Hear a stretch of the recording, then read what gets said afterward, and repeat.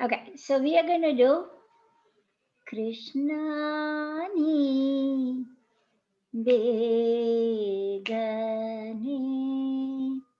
varu.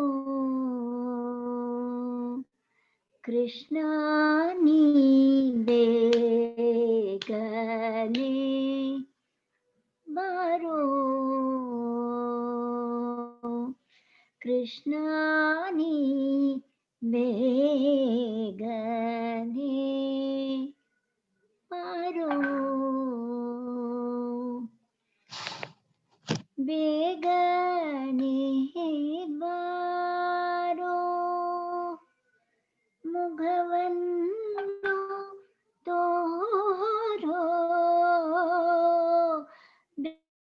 Begane baroni. Mughavannu toro. Krishna ni begane baru.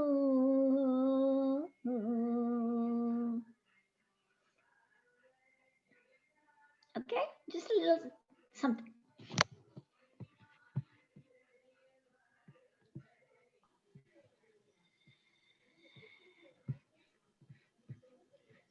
Happy Navratri, Vanita auntie. Vinita auntie. Hi, happy Navaratri. Happy Navratri. And happy Navratri to all the teachers. Vanita. Thank Yes. you. Sure.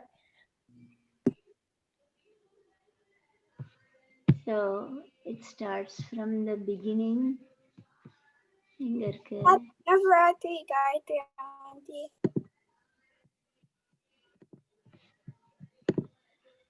Oh, no, that's not it.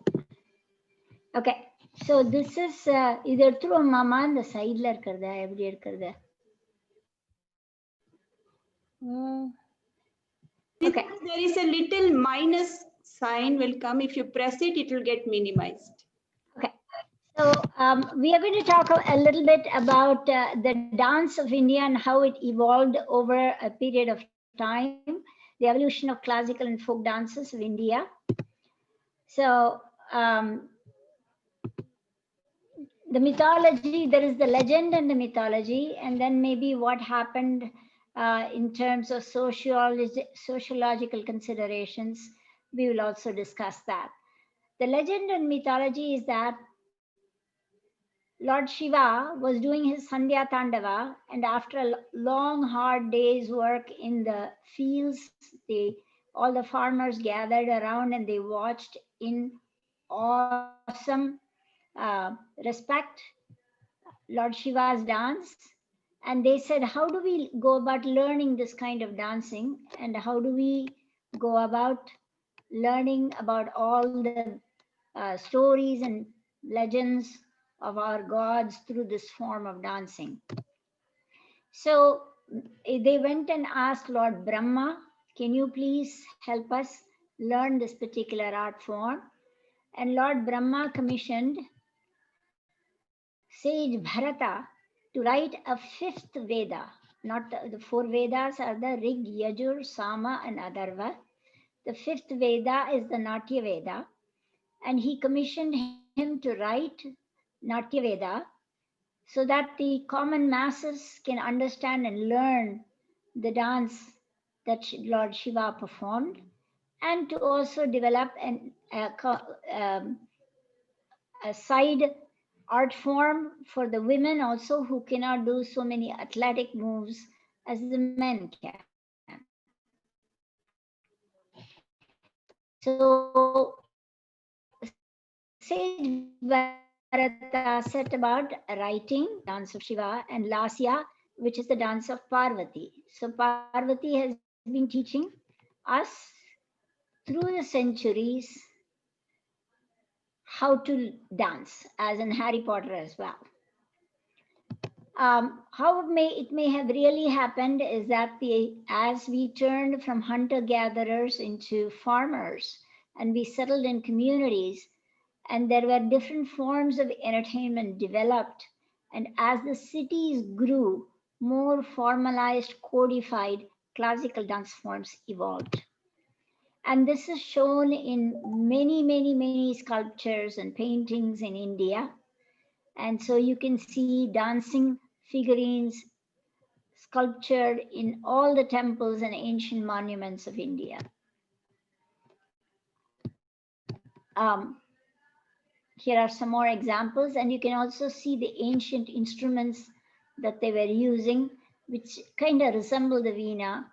And they were also dancing with pots and with their hair embellished and all kinds of jewelry they were wearing and so forth. So this is actually a dancing girl that was discovered in the Indus Valley civilization.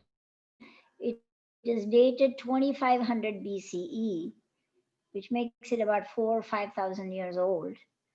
And this is a very famous sculpture to show the high level of culture and arts prevalent in ancient India. The classical dance forms have been designated by the Sangeet Natak Academy, which is the premier institution which decides which dance form is classical and which is not.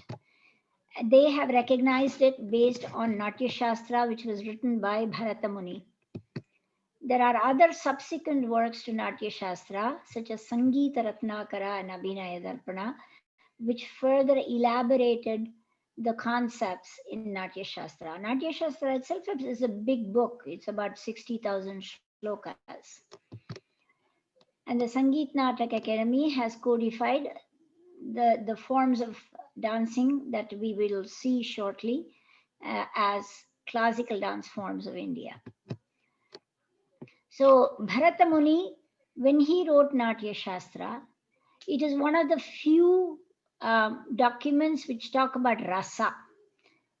Okay, so what is rasa and what is bhava? We frequently confuse the two. When we say navarasa, we say, okay, it's bhava on the faces. That it is not. Bhava is the expressions that you are showing on your face and with your hand gestures and your bodily postures to convey the emotion present in the words of the song. Rasa is the reaction that it invokes in your audience, the onlooker. And the shared experience between the onlooker and the performer is considered rasa. So that is unique to Indian classical dances. You don't see that elaborated as a concept in other Western classical dance forms. So the Natya Shastra talks about rasa, it talks about expressions, techniques, steps, postures. But underlying all of Indian art is the demonstration of spirituality. So it is based on our gods and our connection to God. Indian dance consists of the classical dances have three aspects. One is nritta, which is pure dance, or nritya, which is pure emotion, and natya, which is team storytelling, like dance dramas and so forth. So these three concepts are common to all Indian classical art forms. This is the 9 rasas we talked about. So it is when we say Shringara, there is something called Rati, which is the emotion, which invokes Shringara in your audience, and Shringara is the rasa. So there is Shringara, which is love, Hasya, which is laughter, Bhayanaka or fear, Bhivatsa or disgust, aversion, Shanta or peace, Adbhuta or wonder, surprise, Karuna is compassion, Raudra is anger, and Virya, which is bravery. So these things are the Navarasa. So if somebody asks you what's a Navarasa, you have these. So the Indian dance forms are as follows. The first one we are going to talk about is Kathak. Kathak is prevalent in in northern India, and it is in, somebody is writing on the screen. It is mostly in this area of India, which is in Uttar Pradesh, Rajasthan, Himachal Pradesh. So it originated in these parts of India. So it evolved from kathakars, or traveling entertainers who used to tell stories and they used to sing and dance. Kathak is different than Bharatnatyam because it has a vertical stance. We don't do Aramandi in Kathak. It is also very intricate because they wear about 100 bells on the feet here, like this. And they are able to move one bell or two bells or three bells. There's a lot of twirling in Kathak. And usually they have large flowing skirts. So the costume depends on whether it is influenced by the Mughals or it was before the Muslim invaders. So this particular, the actually the anarkali that we wear these days is an influence of the Persian invaders who came and who affected our culture, and we kind of incorporated their customs and their religion and their dress. So here is, oops, back. Here is a sample of Kathak.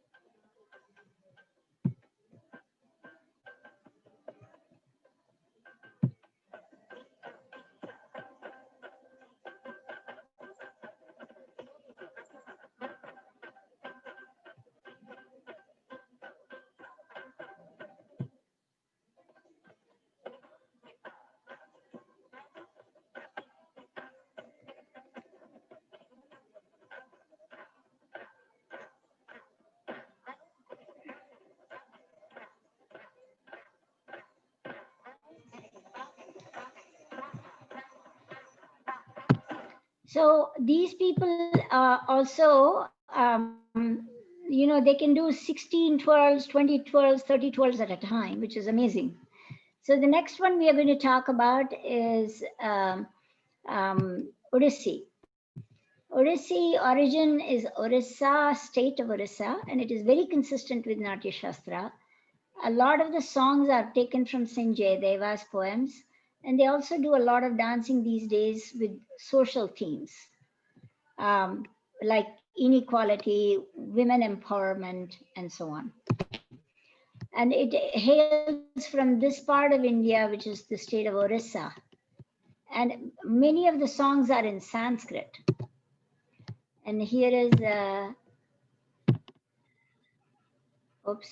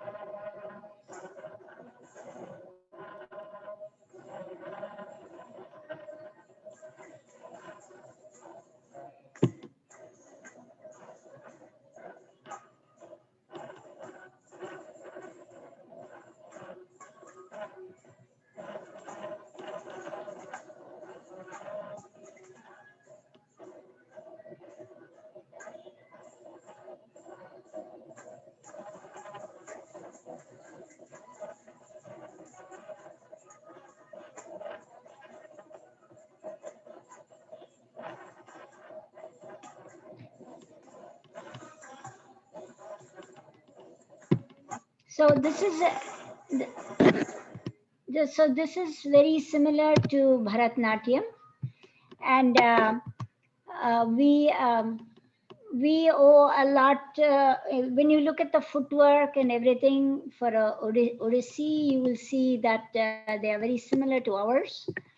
And also look at the hair. It's made out of paper, but it used to be made out of flowers. It's a very special arrangement, and they wear a lot of silver jewelry, which is common in Orissa.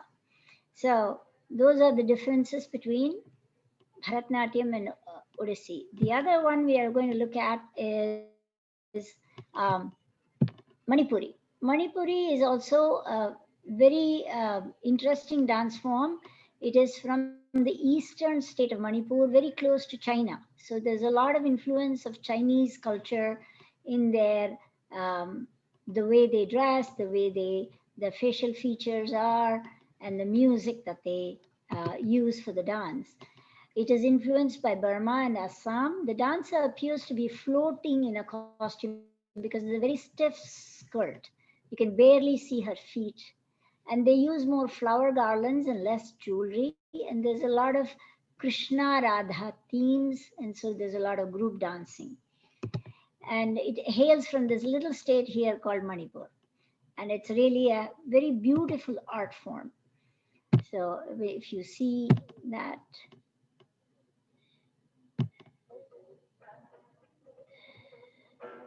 see, you can see how they look as though they are floating.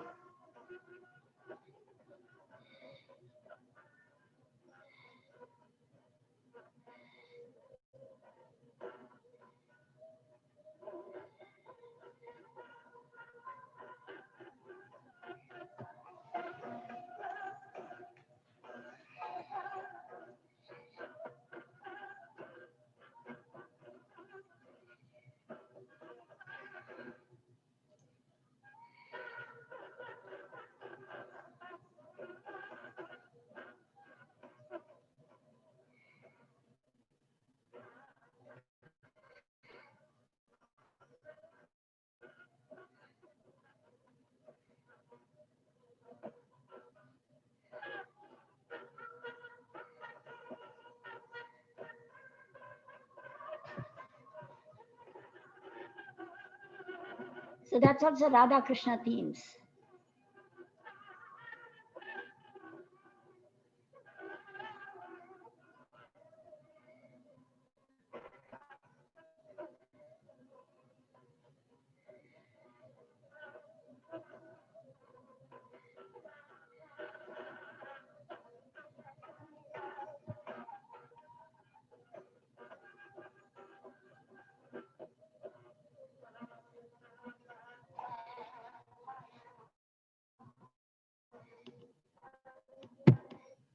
So that is Manipuri. And the next one we are going to be talking about is um, Satriya. Satriya is from the state of Assam, and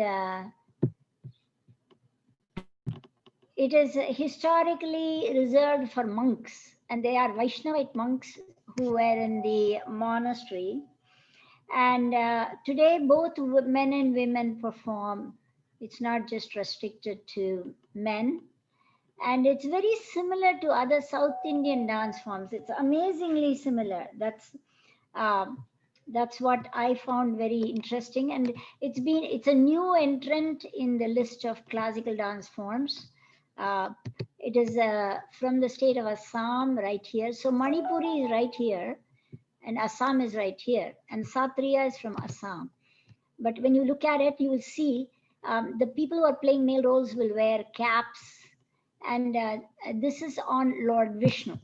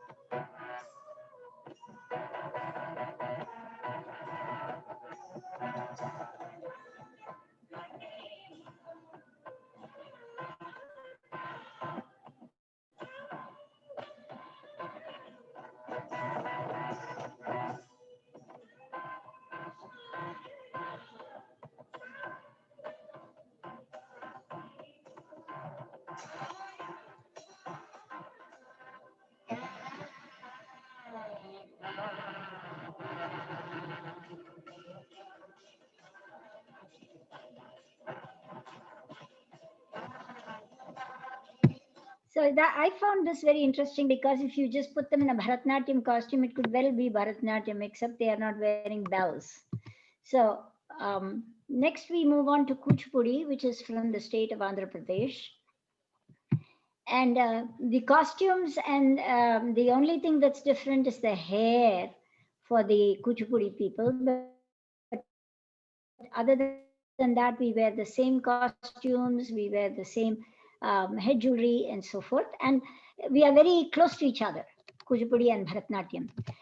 It hails from the state of Andhra Pradesh, which is here, and Telangana is here, so it's from this area. And Kuchipudi, regarding Kuchipudi, we find inscriptions dating from the 10th century discussing this art form. It evolved from a religious art and from street theater, Bhagavata Mela. And its very unique dances consist of dancing on a plate or dancing, drawing colored images on the floor with your footwork. So we've seen some of these in our Arangetrams also. Ananya did one, and I think Navya Janga did one, and so did Nikita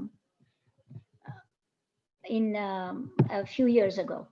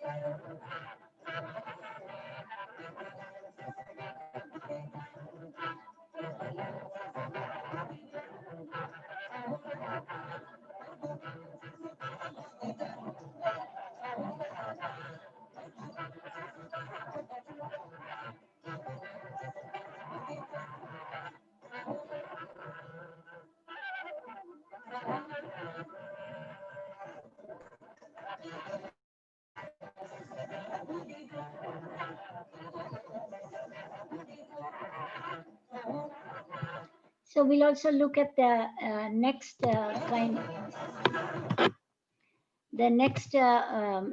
thing where people draw the figures with their feet is called Alaya Sampradaya, where people do it in temples and they draw pictures of a Ganesha or a peacock or a lion on the dust with their feet.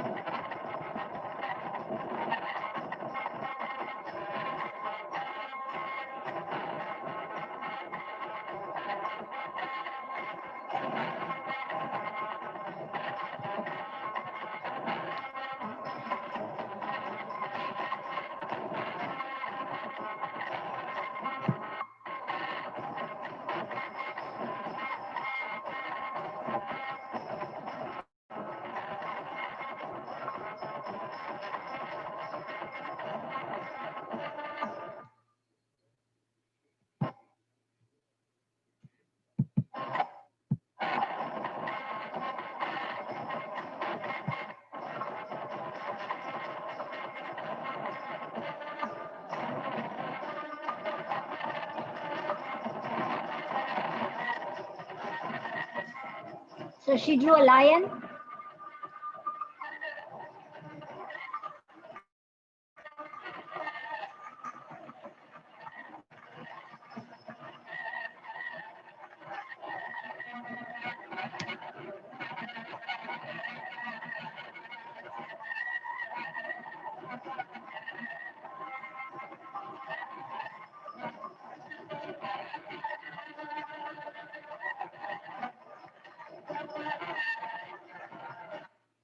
Okay, so that was Ganesha at the end, if you'd missed that.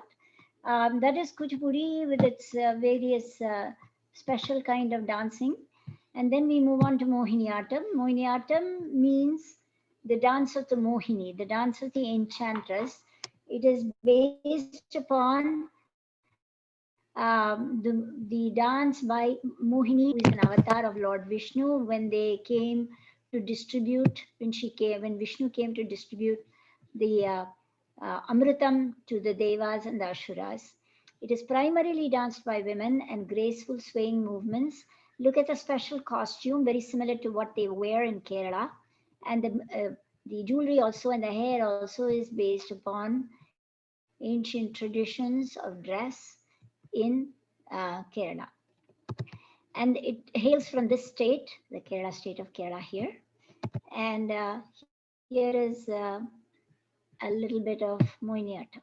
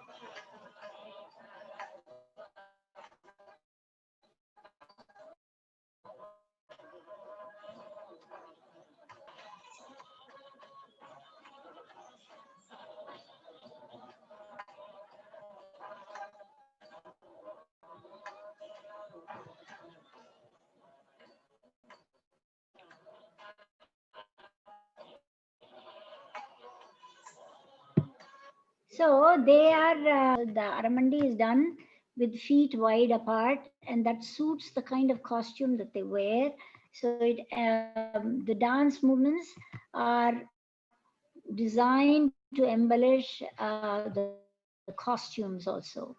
We come next to an ancient dance form, which also comes from the state of Kerala, which is Kathakali. Kathakali is very, very famous and very old, and it was exclusively danced by men for a very long time, much like Kuchipudi and Satriya. And you can see the embellishments they wear on their fingers with long nails.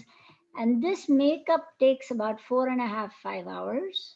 So people start getting dressed at dusk, and it's 10 o'clock, the Kali or the dance drama starts, and it goes on till 2 o'clock, and they have stories from Ramayana, Mahabharata, and other Indian sacred texts being portrayed. Even the women are played by men. The men dress up as women and play the women roles. And the skirts are very wide. They wear some kind of a can or a flaring thing underneath, and they wear some scarves around the neck, indicating the character. So this particular cheek thing that they wear is made out of rice flour, and so they paste it on the face, and it takes about 2.5 3 hours to dry. And then they paint their eyes and so forth, and the mouth are extra wide. So the costume is simply fabulous. So Katha means story, and Kali means performance art.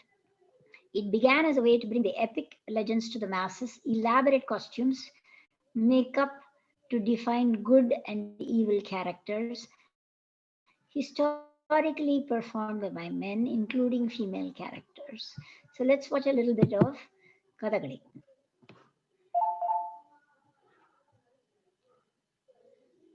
Uh, that's the fun part with YouTube.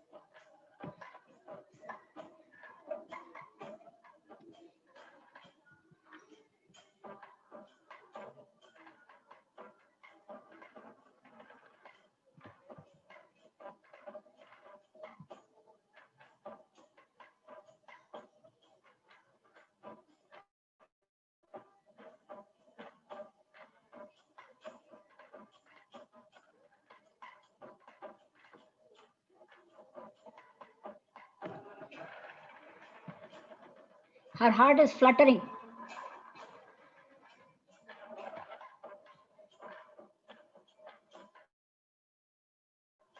And so he's happy to hear that she likes him.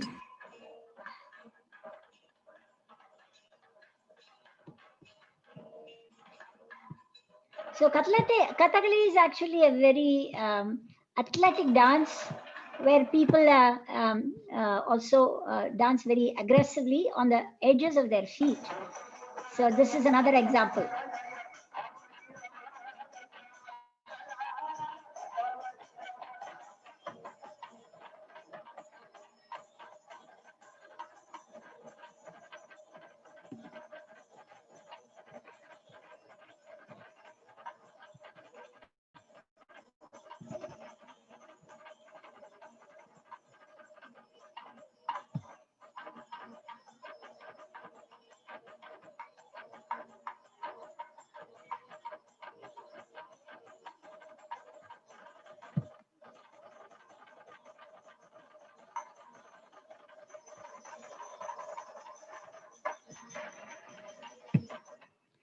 So something very similar to Kathakali in terms of masks, and it originated as a street theater, and Chow is performed both with masks and without masks. So it hails from this region of India, the Bihar, Odisha, West Bengal area, the eastern part of India. Brightly colored costumes and traditionally male dominant, it's stylized martial arts and kind of considered semi-classical. And here is a masked sample. This is Lord Shiva, as you can tell.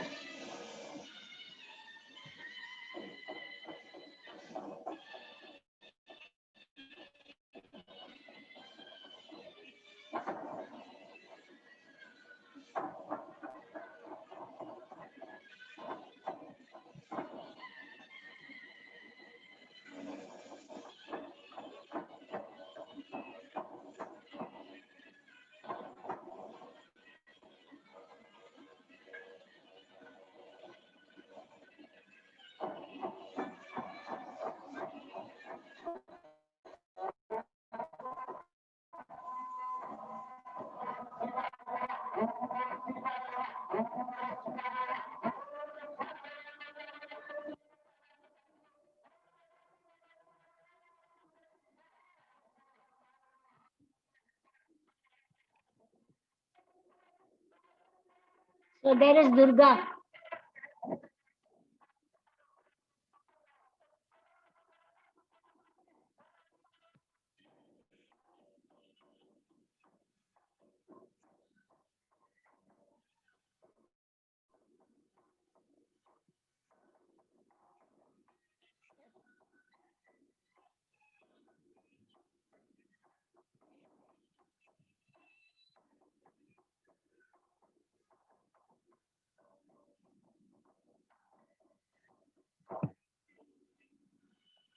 So here is a lion dancing.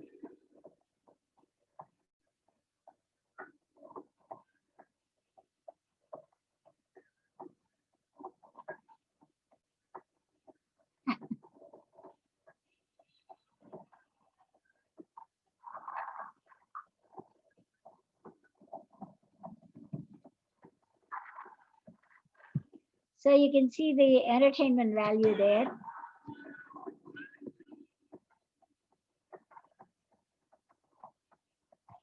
Very similar to the Chinese lion dances. Save the best for last, which is Bharatnatyam.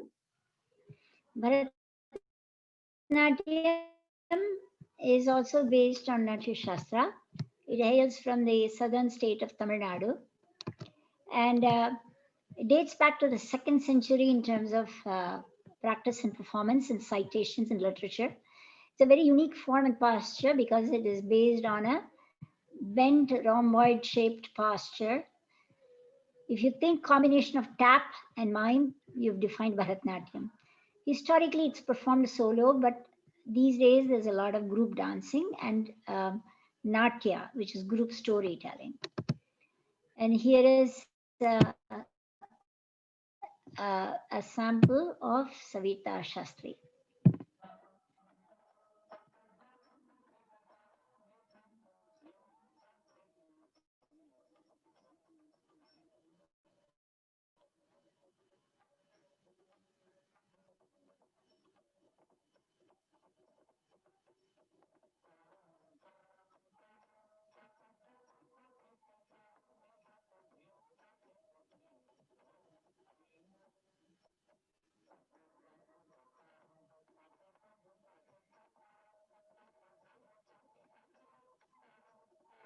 Look at the Aramandi.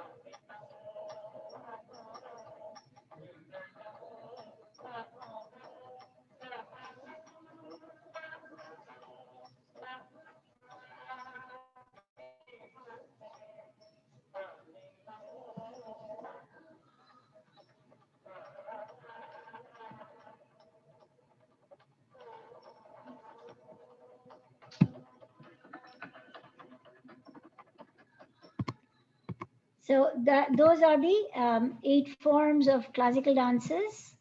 There are millions and hundreds and thousands of folk and tribal dance forms like Bhangra, Kurati, Bhumar, Tipini, Kolatam, Dandiyaras, Garba, Kummi, Yakshagana, Bhagavata Mela, and many, many, many more. India is very rich culturally, especially dance-wise and musically. And what is interesting that I found is So these are some pictures of these folk dances. This is Dandiya here, and this is Bhangra, and this is the Rajasthani dance, and this is Poikal Kudre or false horse. They take horses and they stand in it and they dance like street theater. But what I found very interesting was the fact that overseas there are so many cultural connections. If you go to Bali or Thailand or Cambodia, their dances are very similar to ours. They seem to have much connection to the Natya Shastra way of dancing. And so we have cross-cultural connections with Southeast Asian countries as well. So that's all I have. And if there's a lot of books, I would recommend Bharatnatyam, Indian Classical Dance Art by Sunil Kothari, or Abhinaya Darpanam, or Natya Shastra Sangraha, or any of those, and you can just Google and you will come up with so many different resources for Indian dancing. And of course, in contemporary dance form, we have Bollywood, fusion, hip hop, break dance. And I think I have a sample of that too. Do I? Yes. Oh, it's not. Okay. Anyway, that's all that we have. And I hope you enjoyed this and hope you learned something. Absolutely. That was Thank you. Thank you. Thank you. Bye. Don't forget to finish your dance, this thing, namaskaram. So get up and do your namaskaram. That will conclude our festivities for today. Tadangu takatiku takatadikitatum takka dhimmi takka dhimmi takka dhimmi takka dhimmi takka dhimmi takka dhimmi takka dhimmi takka dhimmi takka dhimmi takka dhimmi rakka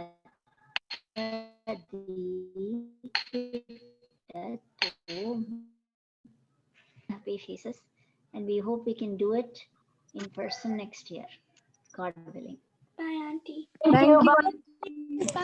Happy Vijayadashami. happy Dasara.